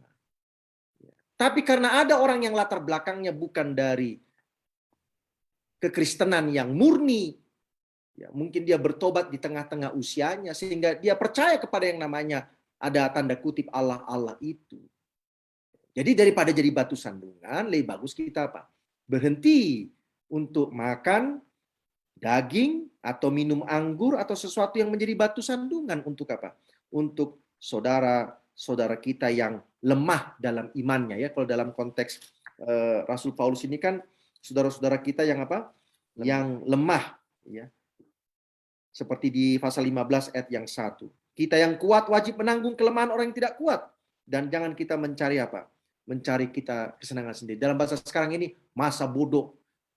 Dia kuat atau lemah imannya, saya nggak peduli. Yang penting aku tidak berdosa, ku makan semua. Nggak bisa gitu juga dalam hidup ini, saudara. Ya, karena manusia itu harus saling menguatkan satu dengan yang lain. Terima kasih, Pak. Baik, terima kasih Pendeta Pardosi untuk tanggapan untuk pertanyaan ini. Baik, saya lihat ada lagi pertanyaan. Kita lanjut pada pertanyaan berikut. Pertama-tama untuk materi kita ya. Jadi Roma 14 ayat 1 sampai 3 ini menarik ya. Kenapa? Karena ada banyak ya, ada banyak referensi. Kalau kita buka YouTube juga banyak sekali referensi ya.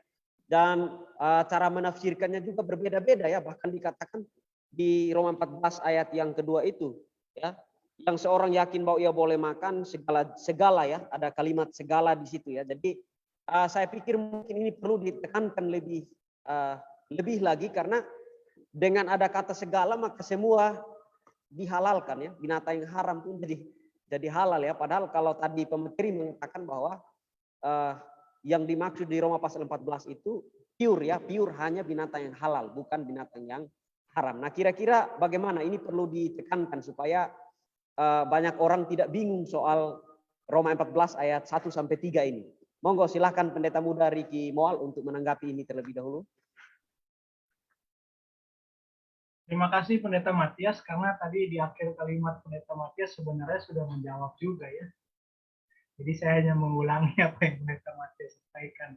Yang tadi juga saya sampaikan di presentasi bahwa ini bukan tentang halal haram, Pak Pardosi juga sudah sampaikan. Jadi segala ini bukan yang halal dan yang haram, tapi segala ini yang dipersembahkan kepada berhala dan yang tidak dipersembahkan. Jadi melihatnya begitu, ini bukan halal dan haram. Nah, mungkin pertanyaannya bagaimana kalau ada yang menginterpretasikan seperti itu? Yaitu makanya tadi di presentasi saya dijelaskan. Rasanya nggak adil kalau kita hanya mengambil sepotong lalu kita gabungkan dengan potongan yang ada di sana, potongan yang ada di sini, ayat itu, lalu kayaknya begini nih.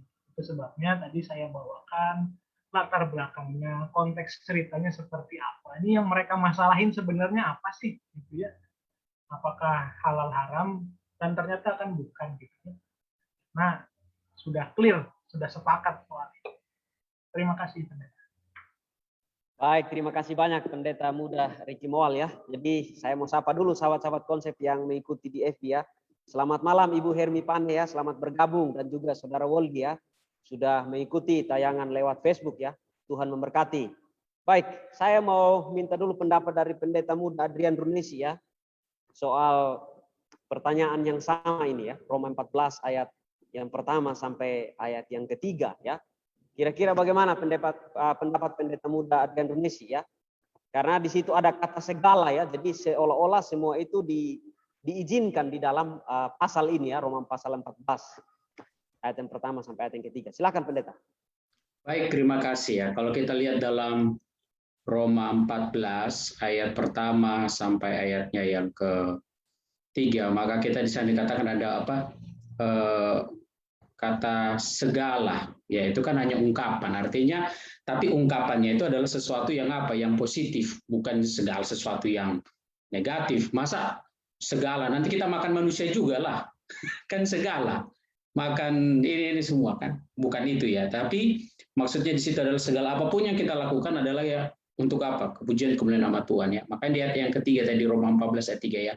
Siapa yang makan, janganlah menghina orang yang tidak makan. Dan siapa yang tidak makan, janganlah menghakimi orang yang makan. Sebab Allah telah menerima orang itu. Memang benar, kita ini kan urusan, kadang-kadang begini, kita ini kadang-kadang ribut hanya soal makanan. Ya, kita ini ribut soal makanan, sehingga kadang-kadang kita lupakan akan kebenaran firman itu. Padahal sebenarnya kalau kita sudah tekankan kebenaran itu dalam kehidupan kita nggak perlu lagi ribut. Kita sudah tahu mana yang boleh kita makan, mana yang boleh tidak kita makan, silakan apa kita makan ya. Contoh, saya dulu pernah tinggal di Bali nih. Ya ini mungkin saya kaitkan dengan dulu ada pembahasan yang kita pernah bahas juga tentang makanan yang sudah dipersembahkan itu boleh atau tidak ya. Saya pernah dulu tinggal di Bali.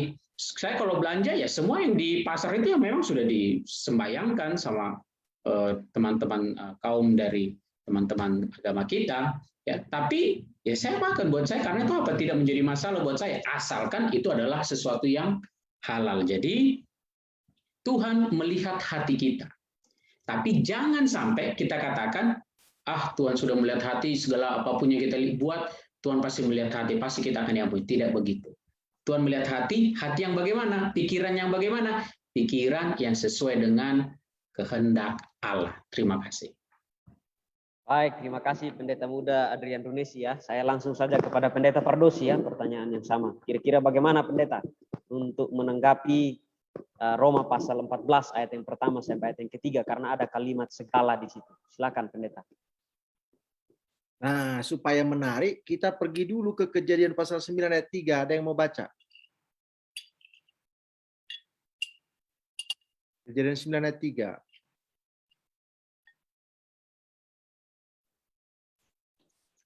Kejadian 9 ayat 3, segala yang bergerak, yang hidup akan menjadi makananmu. Aku telah memberikan semuanya itu kepadamu seperti tumbuh-tumbuhan hijau. Baik, saya mau tanya sama saudara-saudara. Ini apa ini segala yang bergerak ini? Pokoknya bergerak, hidup, makan. Kan itu harafiahnya.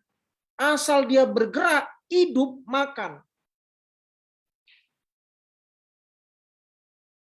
Apa begitu cara memahaminya? Kan tidak. Itu makanya di awal dalam Kejadian pasal 7, tiba-tiba muncul sebuah pembeda antara yang halal dan yang apa? Yang haram. Nuh itu nggak ingat-ingat saudara-saudara, yang mana ini yang halal, yang haram. Yang dia ingat cuma jumlahnya. Ya, kalau yang halal, ya ada yang bilang 7 pasang, ada yang bilang 7 ekor. Ya. Nah, malam ini kita nggak usah berdebat tentang 7 pasang apa 7 ekor, ya, karena nggak selamat kita gara-gara benar 7 pasang atau 7 ekor. Ya. Tapi ada yang bilang 7 pasang, ada yang 7 ekor. Teman saya yang bikin tesis 7 ekor. Ya. Dia orang Afrika. Ada yang haram, 2 ekor, jantan dan betina. Kan dari situ Nuh melihatnya. Loh, ini banyak, ini dikit. Oh, berarti ini yang halal, ini yang haram. Ya. Di Kejadian 7 Tuhan tidak kasih identitas halal dan haram itu seperti Imamat 11, nggak dikasih. Yang halal itu berkuku belah, memama biak, kalau binatang berkaki 4. Ya, ikan kan Nuh nggak tahu yang mana ini yang halal dan haram ikan. Kan nggak masuk ke dalam bahtera ikan kan? Betul nggak? Ya, artinya Nuh itu mungkin bingung juga mau makan ikan itu karena nggak masuk ke dalam bahtera sehingga jumlahnya itu kelihatan. Ini banyak, ini dikit. Oh, ini halal, ini haram. Karena tidak ada spesifikasinya. Imamat 11 baru kasih spesifikasi. Kalau ikan itu bersisik, bersirip. Kan begitu ya. Burung pun demikian. Dalam Alkitab tidak terlalu jelas spesifikasinya. Nuh cuma lihat, ini banyak. Oh, ini berarti halal. Ini dikit, ini berarti haram. Lalu ketika Tuhan katakan segala yang bergerak, yang hidup boleh menjadi makananmu, apakah di dalam pikiran Nuh semuanya pokoknya yang kelihatan di depan saya bergerak dan hidup boleh kumakan? Enggak. Nah, demikian juga dengan konteks Rasul Paulus itu. Ketika Paulus katakan dalam Roma pasal 14, ayat yang kedua, yang seorang yakin bahwa ia boleh makan segala jenis makanan. Segala jenis makanan. Apakah Paulus sedang bicara tentang semua daging gitu? Enggak.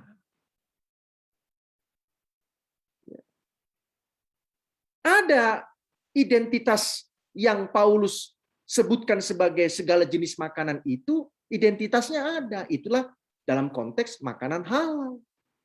Kan makanan halal itu tidak pernah dibatalkan oleh siapapun. Petrus saja disuruh makan nggak mau.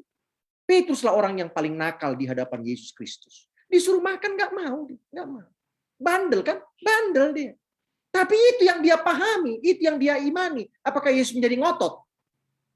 Apakah Tuhan menjadi ngotot dalam mimpi penglihatan itu? Tidak. Karena memang ini bukan urusan makan makanan. Biarlah supaya kita bingung malam ini ya. Bagaimana urusan makanan itu? Jangan urusan halal dan haram. Ini semua adalah sesuatu yang sudah standar. Itulah yang halal. Lalu yang halal ini ada lagi persoalannya. Ya. Ada yang mungkin tidak disembelih karena orang-orang kafir di Roma, ada yang tidak menyembelih daging itu. Ada yang disembelih tapi tidak sudah dipersembahkan kepada berhala. ya, dan lain sebagainya, sehingga darahnya masih ada karena tidak disembelih. Nah, ini yang harus dipersoalkan sehingga membuat bisa pusing gitu ya. Bagaimana kalau beli daging ini? Jangan-jangan dagingnya nggak disembelih ini, jangan-jangan dagingnya sudah mampir dulu ke rumah dewa-dewa dan sebagainya. Nah, Paulus katakan sudahlah, nggak usah pusing. Ya, aku kata Paulus, kalau begini terus kita berperang urusan daging yang seperti ini, aku memilih untuk tidak apa? Tidak memakan daging lagi. Terima kasih.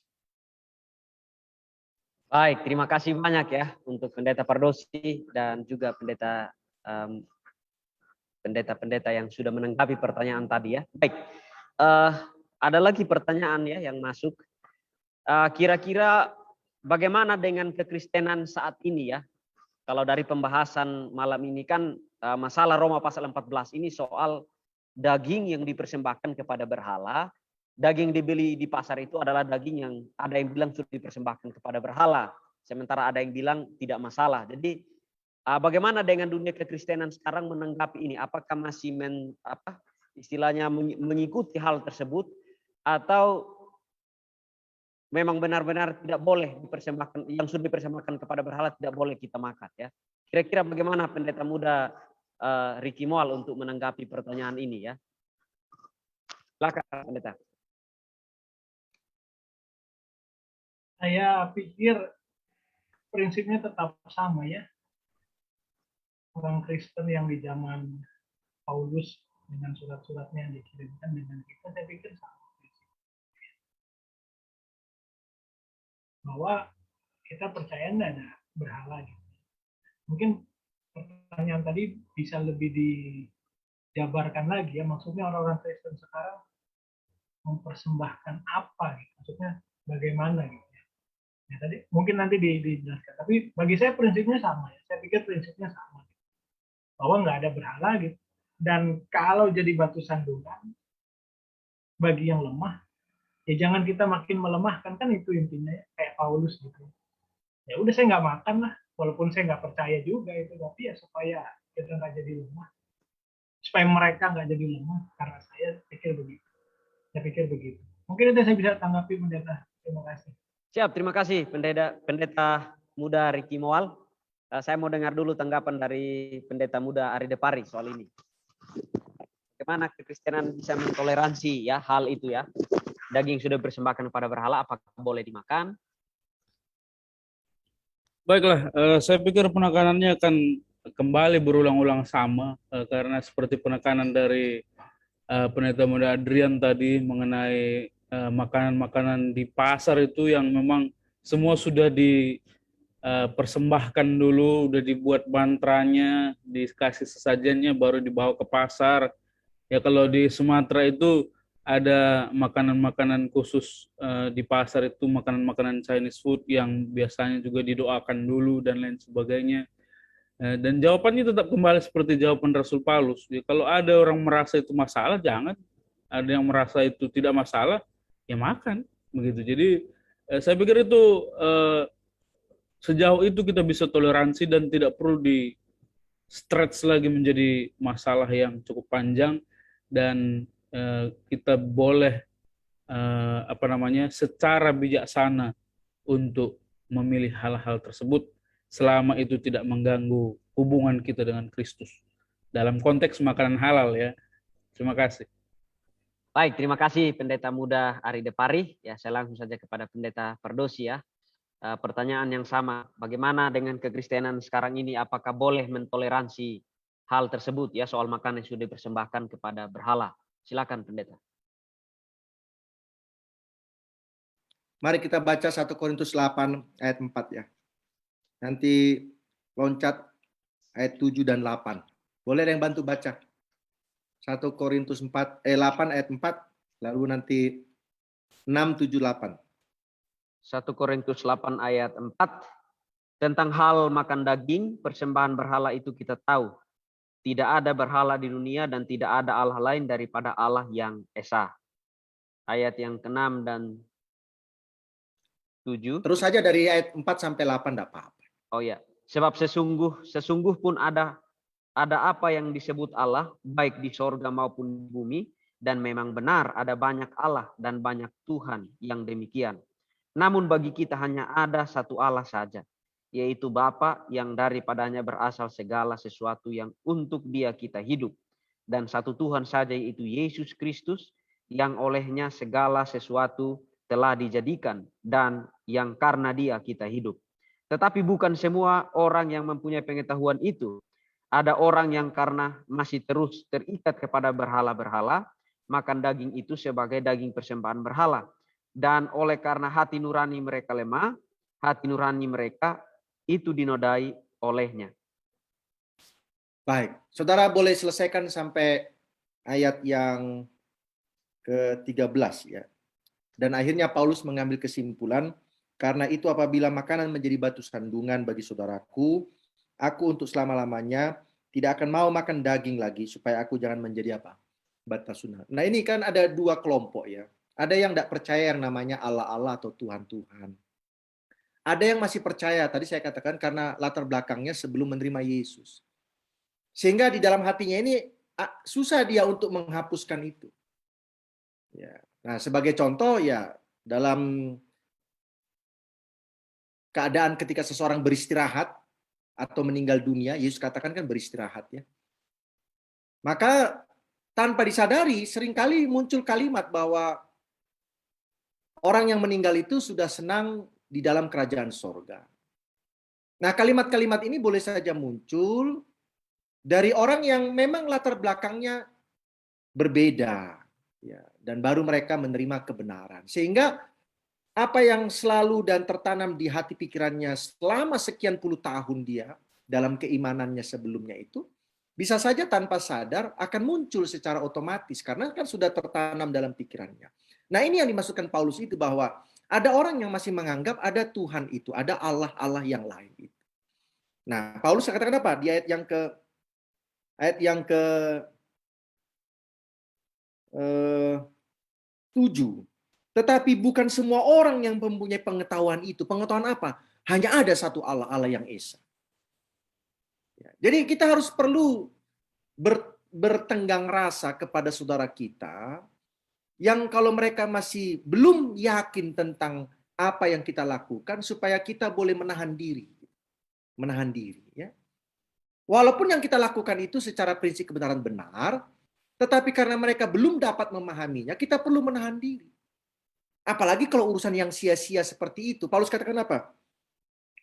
Makanan tidak membawa kita lebih dekat kepada Tuhan. Ya. Jadi kalau tidak kita makan pun bukan berarti kita tidak jadi masuk surga. Enggak. Baik, itulah yang saya bisa jelaskan dari ayat 1 Korintus 8 ayat 4 sampai 7. Terima kasih. Baik, terima kasih banyak Pendeta Pardosi. Baik, karena tidak terasa ya sahabat-sahabat konsep yang sedang mengikuti lewat Facebook, live Facebook. Waktu kita sudah selesai ya, waktu kita sudah habis ya. Jadi kita langsung saja kepada closing statement ya, atau kalimat terakhir ya, kalimat penutupan dari pemateri kita Pendeta Muda Ricky Mual, dan setelah itu akan diikuti oleh Pendeta Milton Pardosi untuk mengakhiri pertemuan kita malam ini. Silakan Pendeta Muda Ricky Mual. Kita sudah belajar buku Roma ini dari yang pertama sampai yang terakhir. Dan bila mana kita perhatikan, Paulus menulis begitu banyak pelajaran doktrin, ajaran-ajaran, dan menjelaskannya begitu luar biasa dengan ilustrasi-ilustrasi. Dan bila mana kita lihat Roma 12-16, inilah praktek sehari-hari yang harus kita lakukan berdasarkan pemahaman yang ada di pasal-pasal sebelumnya. Jadi bagi saya rasanya, dan memang tidak akan lengkap semua pengetahuan kebenaran kita, teori itu, tanpa kita praktekkan. Dan inilah esensi yang Paulus juga mau tekankan. Dia menutup suratnya dengan petunjuk praktis. Nah, inilah yang sekarang harus kita lakukan. Dia buatlah semua daftarnya. Jadi mudah-mudahan saya dan kita semua bisa menghidupkan teori-teori kebenaran, iman, percaya kita dalam kehidupan praktis sehari-hari. Agar supaya nama Tuhan bisa dipuji dan dimuliakan. Amin. Terima kasih. Langsung saja kepada Pendeta Pardosi. Baik, kita sudah belajar 16 pasal ya, 16 pasal walaupun dalam 4 kali pertemuan. Saya mau ringkaskan buku Roma itu tentang kasih. Ini jangan-jangan saudara baru dengar malam ini nih. Buku Roma itu, saudara cek dari pasal 1 sampai pasal 16, berulang-ulang muncul tentang kasih. Lalu arahnya itu dua. Ada kasih karunia, ada kasih kepada horizontal. Yesus katakan apa? Hukum Taurat itu yang terutama kasih kepada Allah. Yang sama dengan itu, kasih kepada apa? Sesama manusia seperti dirimu sendiri dengan segenap hatimu, jiwamu, akal budimu. Nah, kalau saudara baca buku Roma 16 pasal itu, 11 pasal pertama itu urusannya adalah kasih karunia itu harus diterima dengan kita mengasihi Tuhan. Itu urusannya itu. Mau apapun saudara buat, kita ini selamat karena kasih karunia. Lalu kita sambut itu dengan kita mengasihi Tuhan. Dari pasal 12 sampai pasal 16. Kasih karunia Tuhan itu kita bagikan sama orang lain. Dengan menunjukkan kasih kita kepada sesama. Baik kepada pemerintah, di dalam agama, iman, maupun kepada orang-orang yang tidak seiman. Jadi itu saja yang kita ingat dari buku Roma. 11 pasal pertama, manusia merespon kasih karunia Tuhan itu. Dan 12 sampai 16, manusia membagikan kasih karunia itu. Terima kasih banyak, Tuhan memberkati kita. Amin. Terima kasih banyak. Tuhan berkati kita semua ya, sahabat-sahabat konsep yang setia mengikuti. Dan untuk mengakhiri seluruh pertemuan kita malam ini, maka kita akan berdoa. Saya minta kesediaan Pendeta Muda Abigail Sihombing untuk memimpin kita dalam doa untuk mengakhiri seluruh pertemuan kita pada malam hari ini. Silakan Pendeta. Baik, mari kita satu hati, kita bersatu dalam doa. Maha besar Tuhan Allah Bapa kami yang bertahta dalam kerajaan surga. Terpujilah Engkau ya Tuhan Allah kami. Engkau Allah sumber keselamatan kami. Terima kasih Tuhan untuk firman Tuhan yang sudah kami dengar pada malam hari ini. Terlebih khusus sepanjang bulan ini yang sudah kami lewati, bagaimana kami belajar mengenai buku Roma. Dan pada malam hari ini adalah malam keempat dari rangkaian pelajaran dari buku Roma. Biarlah kami boleh memahami akan kasih Tuhan. Dan kasih Tuhan ini pun dapat kami pantulkan dalam kehidupan kami. Bagaimana kami harus mengasihi Tuhan sebagai Tuhan yang menyelamatkan kami. Karena kasih karunia-Mu lah kami diselamatkan. Dan di saat yang sama juga agar kami dapat membagikan kasih karunia itu melalui kehidupan kami kepada orang-orang yang ada di sekitar kami. Tuhan bantu kami dengan kuasa Roh Kudus Tuhan untuk hidup berkenan di hadapan Tuhan. Bantu kami bukan hanya sebagai orang-orang yang mengetahui teori-teori, filsafat-filsafat, tetapi kami juga dapat menerapkan kasih itu kepada orang-orang yang ada di sekitar kami untuk menyatakan kasih Yesus. Malam hari ini ketika kami akan mengakhiri pertemuan ini, besertalah dengan kami semua dan seluruh sahabat-sahabat konsep yang menyaksikan lewat Facebook maupun lewat media-media yang lain. Terima kasih Tuhan, inilah doa dan harapan kami. Memberkati juga Pendeta Riki dan juga Pendeta Pardosi yang telah menyampaikan materinya kepada kami. Terima kasih Tuhan. Dalam nama Yesus kami sudah berdoa. Amin. Amin. Terima kasih banyak kepada Pendeta Muda Abigail Sihombing yang sudah menutup dalam doa. Untuk sahabat-sahabat konsep yang masih setia, perlu kami sampaikan bahwa minggu depan di hari yang sama, jam yang sama, kita akan mengikuti pembahasan yang menarik ya. Dan saya tidak akan kasih tahu judulnya. Kalau penasaran sahabat-sahabat konsep, maka tetaplah hadir pada pertemuan minggu yang akan datang supaya kita boleh mengikuti pelajaran-pelajaran yang menarik. Dan untuk sahabat-sahabat konsep yang mungkin rindu melihat kembali pekabaran firman Tuhan malam ini, maka boleh menontonnya di YouTube Cohen Serves People dan juga Facebook untuk bisa mengulangi, dan itu dapat menolong sahabat-sahabat konsep supaya lebih memahami dengan baik. Baik, itulah pertemuan kita malam ini. Akhir kata saya mengucapkan selamat malam. Sampai jumpa kembali. Tuhan Yesus memberkati kita semua. Amin.